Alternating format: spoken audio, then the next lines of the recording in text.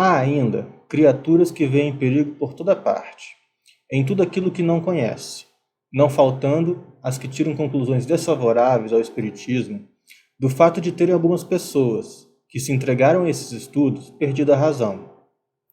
Como podem os homens sensatos aceitar esta objeção? Não acontece o mesmo com todas as preocupações intelectuais quando o cérebro é fraco? Conhece-se o número de loucos e maníacos produzidos pelos estudos matemáticos, médicos, musicais, filosóficos e outros? E devemos, por isso, banir tais estudos? O que provam esses fatos? Nos trabalhos físicos, estropiam-se os braços e as pernas, que são os instrumentos da ação material.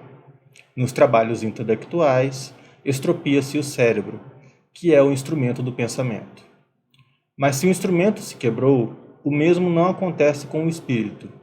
Ele continua intacto, e quando se libertar da matéria, não desfrutará menos da plenitude de suas faculdades. Foi no seu setor, como um homem, um mártir do trabalho. Todas as grandes preocupações intelectuais podem ocasionar a loucura. As ciências, as artes e a religião fornecem os seus contingentes. A loucura tem por causa primária uma predisposição orgânica do cérebro, que o torna mais ou menos acessível a determinadas impressões. Havendo essa predisposição à loucura, ela se manifestará com o caráter da preocupação principal do indivíduo, que se tornará uma ideia fixa. Essa ideia poderá ser a dos espíritos, naquele que se ocupa do assunto, ou a de Deus, dos anjos, do diabo, da fortuna, do poder, de uma arte, de uma ciência, da maternidade ou de um sistema político ou social. É provável que o louco religioso se apresente como louco espírita, se o espiritismo foi a sua preocupação dominante. Como o louco espírita se apresentaria de outra forma, segundo as circunstâncias. Entre as causas mais frequentes de superexcitação cerebral, devemos contar as decepções, as desgraças, as afeições contrariadas, que são também as causas mais frequentes do suicídio.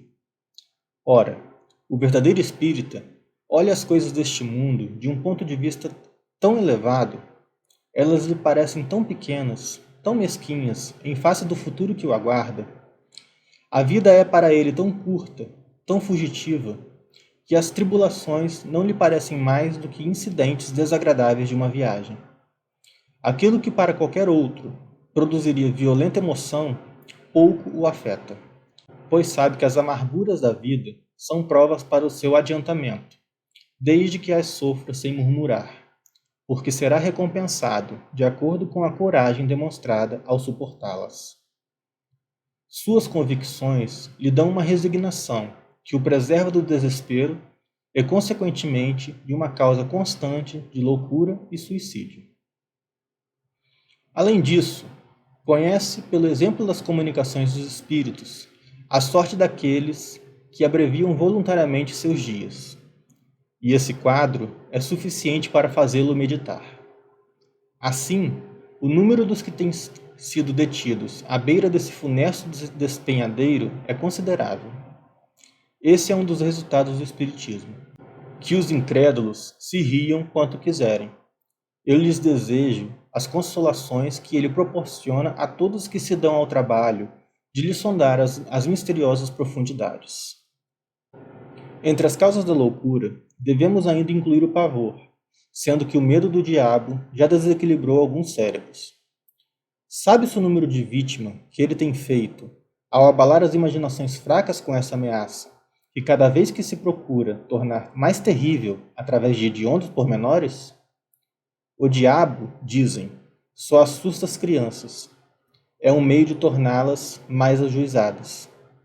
Sim, como o bicho-papão e o lobisomem, mas quando elas deixam de temê-lo, ficam piores do que antes.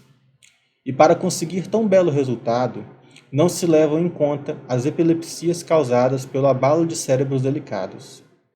A religião seria bem fraca, se por não usar o medo, seu poder ficasse comprometido. Felizmente assim não acontece. Ela dispõe de outros meios para agir sobre as almas, e o Espiritismo lhe fornece os mais eficazes e mais sérios, desde que os saiba aproveitar. Mostra as coisas na sua realidade e, com isso, neutraliza os efeitos funestos de um temor exagerado.